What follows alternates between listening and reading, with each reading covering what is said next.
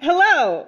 The other day when I was talking about how I didn't really love the word hot, I decided to embrace it. I think the whole theme of this channel, everything is like being hot. And I don't like to use cliches like own it, but I think that that's what I'm going to do. Own it. Like me not knowing anything, own it. And ever since I started to own my ignorance and try to open up to that and learn new things, I've become a lot hotter. So this is the how to be hot show. And today's topic, here's something that you may or may not know about me. I am actually pursuing a advanced degree. I don't actually love to talk about that because I really prefer to think of myself as an aspiring writer or someone who is trying to get closer to the spirit. But I am doing it through pursuing an advanced degree, and I've been doing it for several years, and I will continue to do it for several more years. And today I began the reading for my dissertation. And I'm excited about my dissertation. Like I went in it's probably 3 months ago now. I went into where I work, and several people that I work with have written dissertations, most of them. And they are maybe not too excited about that project. But I came into work, it was winter, and I had on my jacket and my coat, and I was taking it off, and I go, well, I'm excited. And my friends and coworkers said, about what? And I said, my dissertation. And they all burst into laughter. But I am legitimately excited. And here I have my, this letter to the graduate committee that I've been working on with my advisor a lot, back and forth for quite a while. And then I have my list of all the books I'm going to read.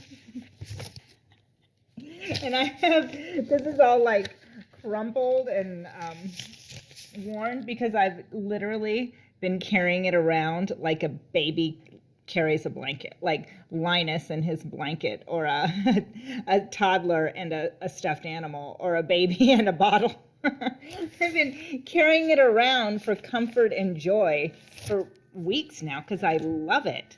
I love my reading list, and I am so excited to work through it over the course of the next 4 to 5 years. And today's big story is that I started reading the first book on my list. Some of them I've already read before, but my plan is to read them all anew with the dissertation project in mind.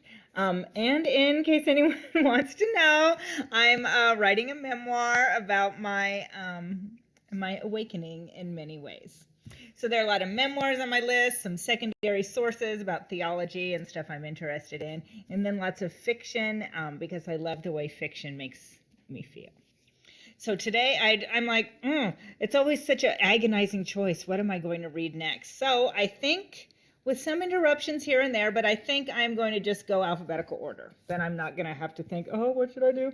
So I'm starting with my memoirs of Mind, Body, and Soul, the tradition. And first in alphabetical order, Henry Adams. Of course, I can't even say the title. Mont Saint Michel and Chartres. I don't know. Pardon my French, but I don't know how to say it. But anyway, I'm very excited about it. I spent, this is kind of embarrassing. My kids are like, aren't you done? But I spent 3 hours this morning just reading the 30-page introduction and taking notes on it. I also got my first official dissertation notebook. You can see I love UB. And this one has lips on it to go with my sex theme. So I took some notes in this and spent quite a bit of time reading the introduction. And I am so excited. This book is going to be so good. And this is I love intellectual journey memoirs. And this is something like that. But it turns out, who knew that Henry Adams in 1904 is going to be writing about the same kind of things I think about. And I'm not going to go into it too much, but if you want to know more, let me know, and I'd be happy to talk to you about it, or with you about it. Like, one of my whole projects is seriously to involve like the community, which is everybody, into what I'm doing. Like, I would love to talk about any of this stuff with anybody. Anyway, Henry Adams is talking about like how free can a person be within the systems that control our lives. And I'm like, I wonder that too, because there are a lot of systems that obviously control our lives. And I'm trying to think about like, how can you truly have like a liberated mind and a liberated body and a liberated spirit when there's things like, I guess Henry Adams calls them energy and forces just working on us. So this is exactly what I'm talking about. And so I am very excited. I have a great feeling about dissertation day 1.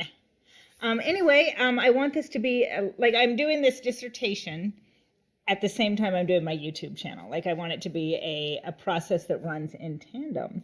So if anyone has anything to add or say about anything I've talked about today, please let me know. Thank you all for all your support. And subscribe to my channel, please, even if you don't know me, and tell your friends. Bye.